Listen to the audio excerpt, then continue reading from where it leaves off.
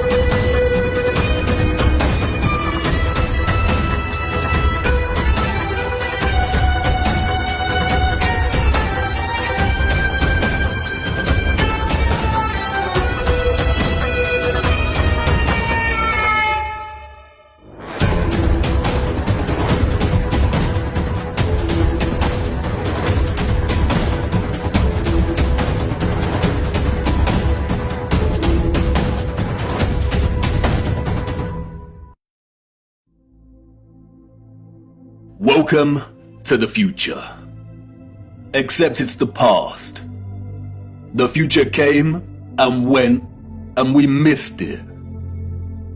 The magnificent architecture we see throughout our realm, in which the official liars and controllers of our world have termed historicist, neoclassical, Renaissance, Gothic, and so on, all belong to one whole unified civilization. A civilization so developed they had harnessed the power of electromagnetism to such a high degree that they not only built these huge structures, but also crafted them with utter finesse and beauty. A celebration of their own technological advancement. The structures were designed with the sole intention of harvesting and generating electromagnetic energy and distributing it across the world. Their cities, towns, an entire way of life ran and depended on the use of free, clean, and powerful electromagnetic energy. The energy was harnessed and collected from the ionosphere above our heads through the use of antennas, spires, domes, and towers. All the impossible structures we see today have been repurposed and rebranded by our controllers and the citizens of the 19th century. This is not a church. This is not a mosque. This is not a castle. And this is not a government building. These are generators, powerful and gargantuous. They would collect and generate the electromagnetic energy, which was then stored in huge power stations and distributed and redirected by sophisticated, advanced structures, one of which is a huge electromagnet, or what we've come to know as triumphal arches. The energy was stored in batteries and capacitors, such as towers and obelisks.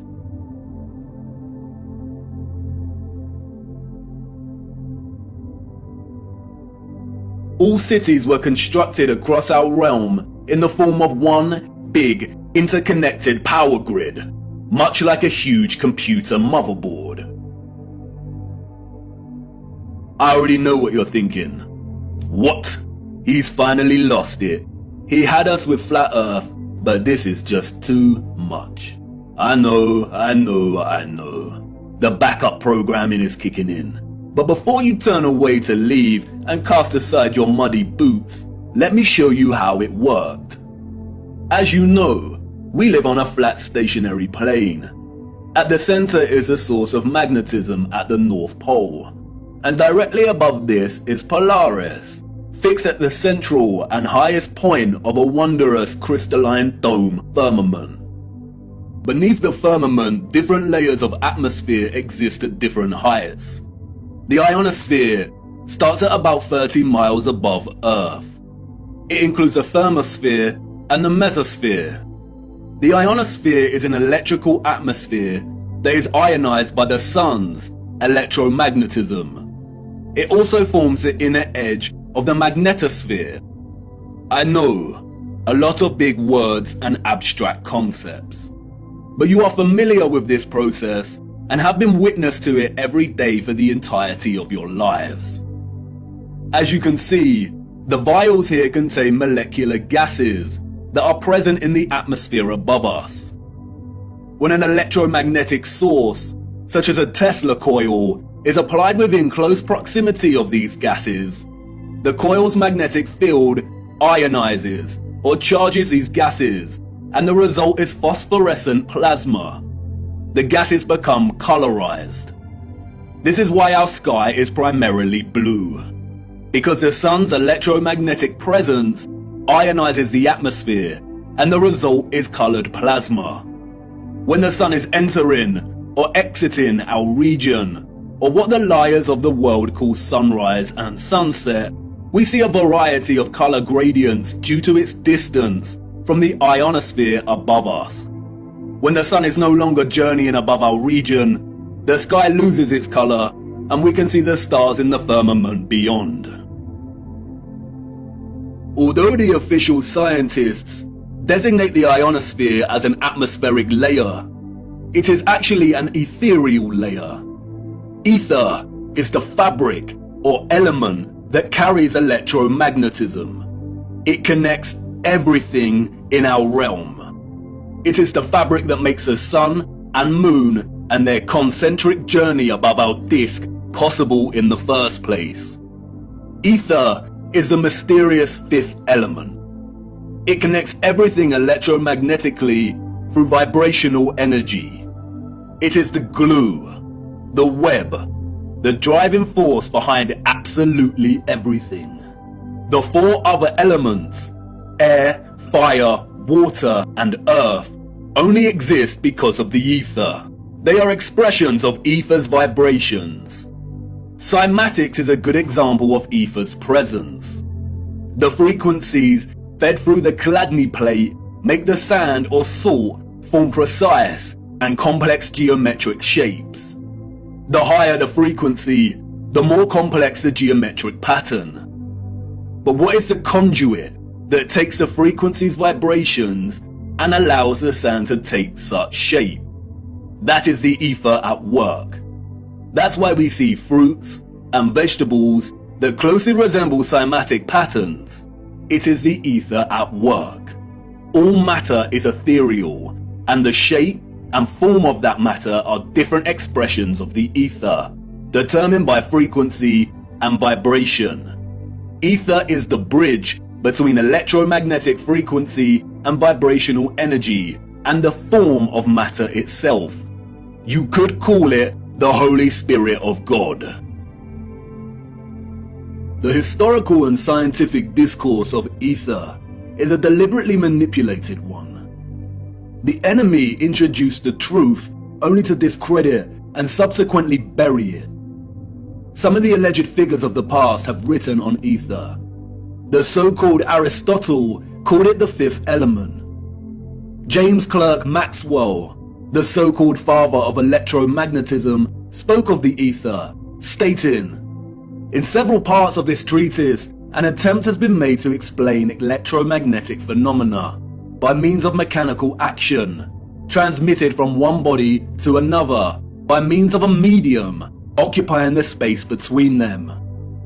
The undulatory theory of light also assumes the existence of a medium. We have now to show that the properties of the electromagnetic medium are identical with those of the luminiferous medium. The medium he refers to here is the ether. Albert Einstein and others successfully solidified the heliocentric model through fraudulent schools of scientific thought.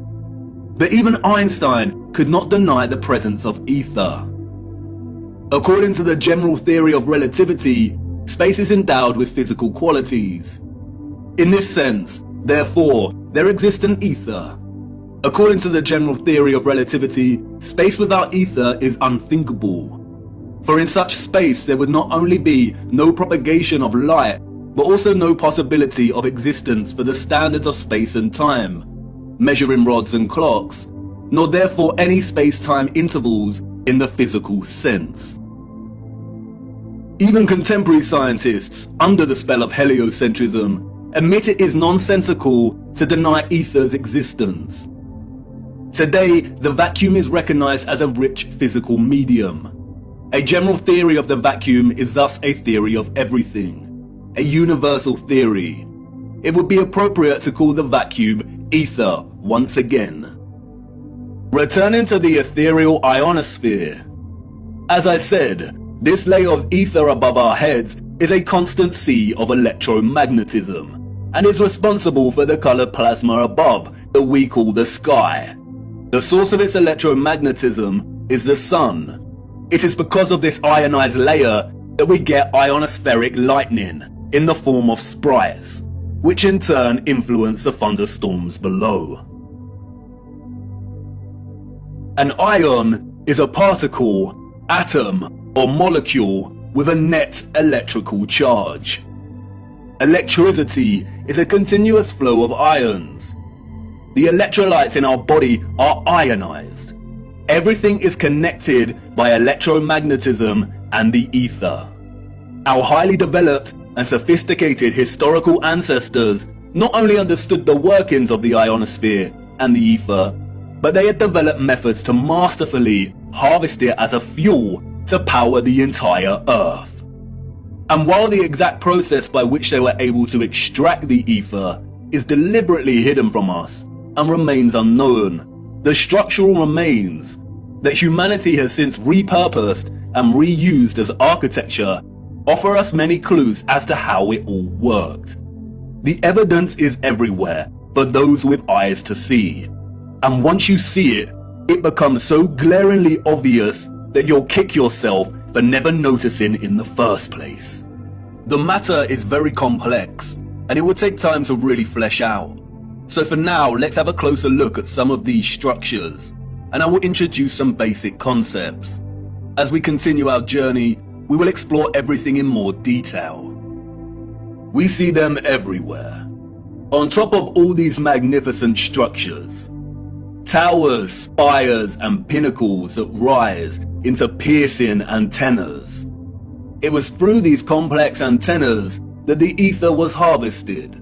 You see, after the Great Reset of the 1800s, the enemy fractured the old world's unified understanding of God and created multiple religions to try and hide God and justify the existence of such grand and beautiful technological structures. And I know this may trigger some people, but stay with me, I will not let you down. But for now, it is critical to understand that a lot of the religious icons that adorn and make up these antennas were never indicators of different religions in the old world, nor were they intended to be. They signaled something else entirely. They are usually made from copper and gold. Both are excellent conductors of electricity. In many of the structures we call cathedrals, The symmetrical spikes on the pinnacles worked in a similar fashion, extracting ether from the ionosphere. Once harvested, the energy would inevitably have been drawn down into the top larger portion of these domed structures. When examining many of the interiors of these domes, we come to realize that they rely heavily on symmetrical ornamentation. This is achieved by indentation or cavities in the masonry. In the world of electromagnetism, a cavity resonator works through symmetry to produce oscillation or vibration of energetic particles. Symmetrical shapes force energetic particles or ions to vibrate in a constant manner.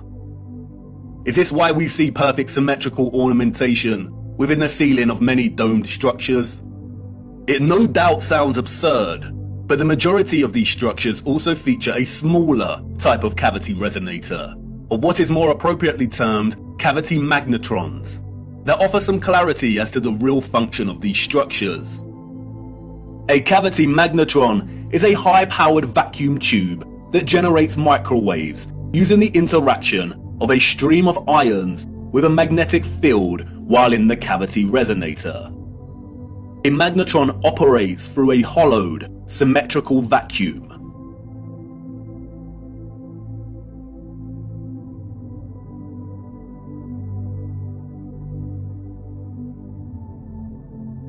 It emits powerful microwaves that can act as a source of free energy.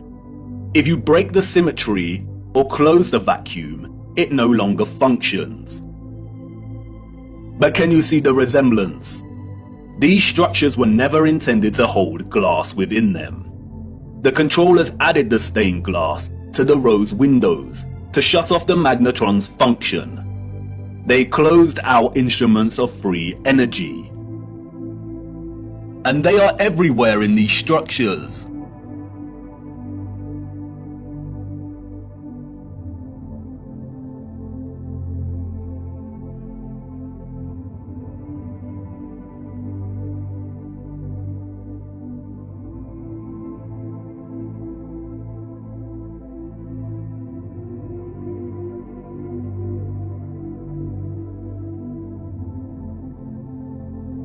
Interestingly, if you look at the geometry of entire sections of the structures themselves, then it becomes very evident that they functioned in their entirety like a cavity magnetron to generate energy. All cavity magnetrons consist of a central heated circular metal chamber in which the current leaves, and it's called a cathode. Look at that word. Cathode. Does it remind you of another word? Cathedral. Cathode. Like with everything else, they corrupt the truth and hide things in plain sight. The controllers removed most of the cathodes integral to these cavity magnetrons, but there are some structures today in which you can see traces of the old cathodes still present. The heavy reliance on symmetry and cavities within these structures is not coincidental. The symmetrical ornamentation would have worked in a similar manner, causing the energetic particles to vibrate in a constant manner. The flowers within the squares can be understood as similar to acoustic resonators, working to vibrate the ions. It is here that the energy would have been continually manipulated into vibrational and electromagnetic energy of specific frequencies. Really look at these magnificent acoustic resonators. Could you craft one of these by hand today? And at such height? Why would an underdeveloped people spend so much of their time crafting such perfect symmetrical ornamentation, especially if it had no function and was purely aesthetic? They wouldn't. The cavity resonators and magnetrons would have had to have worked in partnership with a central engine or reactor contained within all these structures. Both resonator and reactor are interesting words. Just like the words conductor, generator, creator, and the name Mercator, they all contain the word tor within their linguistic structure. They hold a linguistic memory and pay homage to the torus or toroidal field. The torus is the flow of electromagnetism. Without this flow of energy, there would be no life on Earth. No one can really know for sure, but some have suggested that the engine was probably similar to a fusion reactor. The traces of these engines can be found within all of the larger generators. The empty shell of where the engine used to reside is usually, but not always, octagonal. It's been right in front of our faces the whole time. The controllers remove the engines, sometimes repurposing the space as baptistries and bandstands, sometimes just leaving the base either barren or attempting to cover them up. We see these octagonal structures in cathedrals, government buildings, mosques, and attached bandstands. And unless they have been repurposed, these structures seem to hold no overall function. They do not contribute to the overall structure. They appear superfluous and unnecessary. Theories have surfaced that the engines or central technological mechanism was similar to a tokamak. And while I do not subscribe to this idea, which will become evident as to why later in our journey, for now we will use it for illustrative purposes. A tokamak is a powerful device that uses a magnetic field to produce plasma in the form of a torus. The contemporary tokamaks we see are used in thermonuclear fusion power. The tokamak's toroidal field, in conjunction with the vibrating ions from the ether, would have produced a highly conductive electromagnetic field of gases called plasma, just like our sun and ionosphere. If those of the old world used anything closely resembling a tokamak's capability, then the result would have been an abundance of free, powerful, clean electromagnetic energy that could fuel entire cities and the entire Earth. These were never churches, cathedrals, castles, and parliament buildings. They were all huge engine generators.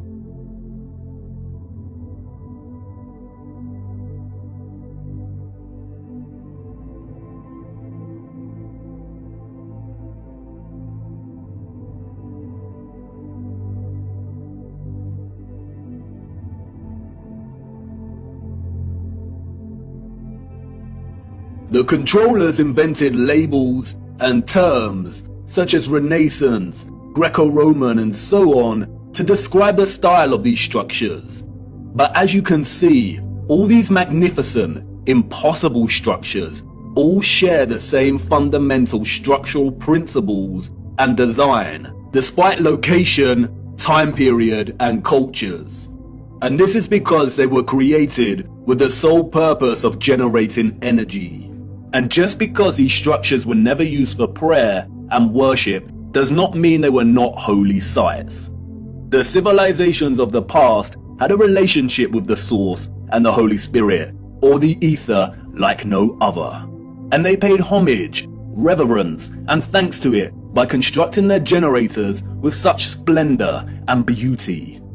And not only that, but they constructed the entirety of their structures, statues, and ornamentation in reverence of this gift, in reverence of the energy production that made their way of life possible in the first place.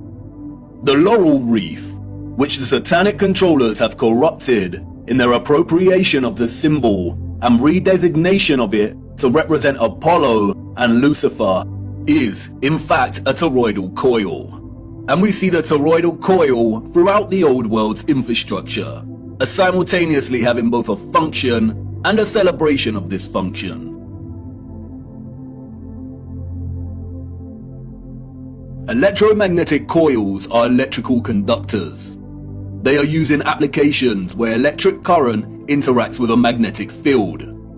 In devices such as generators, motors, inductors, and transformers. Most coils take the form of a toroidal coil or spiral. Wire coils are used in conjunction with a magnet to produce powerful electromagnetism. The more turns of the wire, the stronger the magnetic field. Coils generate vortexes, which in turn create an electromagnetic field. It's all one interconnected system.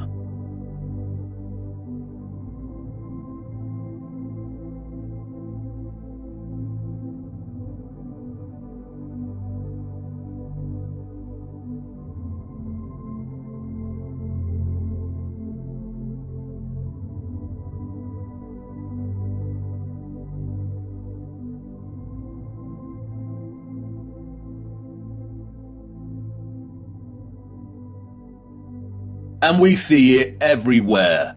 This is what columns and rotundas were used for. Powerful coils to generate electromagnetism and carry the current in loops. The torus is found at the base of pretty much every column found throughout our realm. It is everywhere. Look at the movement of electricity through a wire and the simultaneous magnetic field it produces. This is exactly the shape of a column. And we see this present in all of these gigantic and meticulously crafted columns.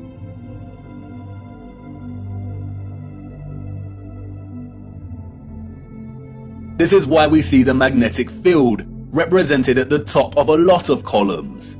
It's the movement of the ions in the magnetic field. It's the movement of the toroid and the toroidal vortex.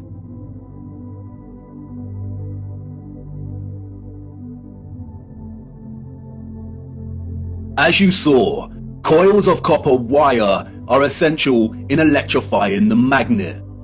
And I know what you want to say. That's great, but the columns and other structures you are referring to are made of stone. But you see, all of these impossible structures are made from a mixture of stone and metal. They used iron bars in their construction. Iron is magnetic.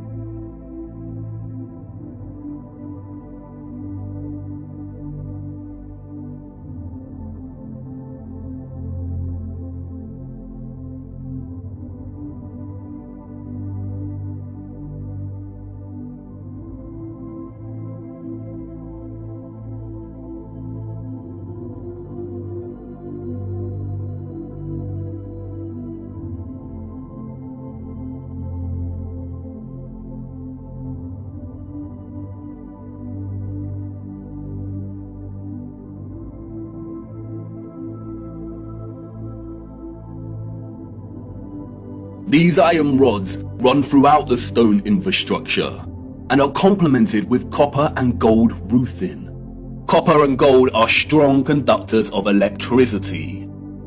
Often we find entire statues, arches, domes, and roofing made from a distinctive blue copper. Furthermore, the limestone, granite, and dolomite stone is mixed with crystal silicon or quartz. Quartz has strong electric potential. The colonnades and arches we see everywhere were at once integral components to the overall electromagnetic infrastructure, while also constructed in geometric forms that mirror the flow of electromagnetic energy, such as coil loops, horseshoe magnetic fields, and toroidal vortexes. As with everything else constructed in the old world, they were both functional and crafted as a homage to that function. A lot of ethereal energy was stored in structures constructed from red bricks and concrete. Red bricks and concrete are excellent conductors of electricity. They operated as huge capacitors or batteries. According to new research, red bricks can be converted into energy storage units that can be charged to hold electricity, like a battery, and can store energy until required for powering devices. The key to this battery-like function inherent within red brick is the iron oxide. The development and use of red brick is so important, and we will be returning to this subject much later in our journey. The really big red brick power stations and batteries were designated and recognizable by their white stripes, such as St Pancras Railway Station in London, and many other famous structures. We still carry this red and white stripe designation of power stations today, and it is also an indicator for the magnet. Some were constructed of blue, black, and brown with white stripes. Towers, obelisks, and small clock towers functioned as the intermediate capacitors or batteries to store, distribute, and provide energy throughout the grid. The entire flat realm Earth was connected as one whole grid, a complex interconnected system of free energy production, distribution, and consumption. And this entire grid was destabilized and deactivated somewhere between the 17th and 19th century. Power grids like this do not function on a spherical mass. Our historical ancestors knew that the earth they walked upon was flat. This type of futuristic, technological advancement is the result of a civilization knowing exactly what type of earth they lived upon. They were not subject to the same satanic deceptions and abuses as we are. They were not raised believing they existed on a lonely, globular rock spinning in the vacuum of space. The true, ethereal, electromagnetic properties of the earth were not hidden from them. They knew there was a domed firmament above their heads. They studied it, they imitated its properties, and understood its central relationship with the entire ethereal existence of electromagnetism. They revered the magnificence of its craft, and showed utmost gratitude to the Source, to God, and the ethereal Holy Spirit for giving them everything they needed. Look. Domes.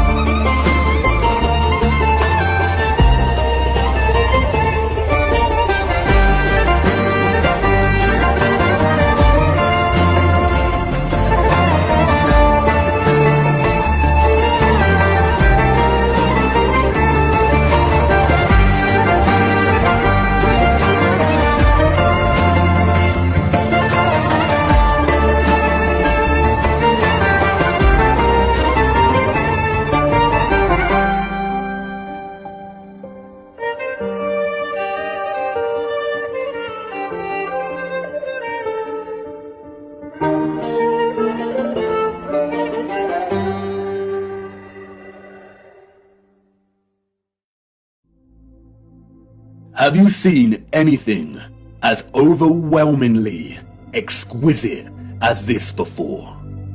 How have we lived our entire lives and not seriously considered the impossibility of these structures? How have we lived our entire lives walking amongst the skeletons of the future long forgotten? I know this is all a lot to take in. And I know that the picture has not formed properly in your mind yet. It is hard to imagine an interconnected electromagnetic power grid of this size across the Earth. And the technical nature of electromagnetism doesn't help. And I know that you're full of questions. Who were these people or beings that built these structures? Where did they go? And why were the power grids deactivated? What about all the religious iconography and art we see inside of the cathedrals and mosques? What about all the histories and photographs we have of the construction of these structures? What about the Romans and the Greeks? What about some of the grand mosques that have been constructed in recent times? And if what you're telling me is true, then how did they distribute and store all of this energy like you say? Was it similar to our Wi-Fi and radio signals? We will get to all of these in good time. We have barely scratched the surface. But for now, it is the last question that is important. How did they distribute and store all of this energy? And in what form? For you see, our sophisticated historical ancestors did something that we, as a society, have come to neglect. They watched the water, and they watched it closely, right here on Earth and up above, beyond the firmament. Come on, let me show you.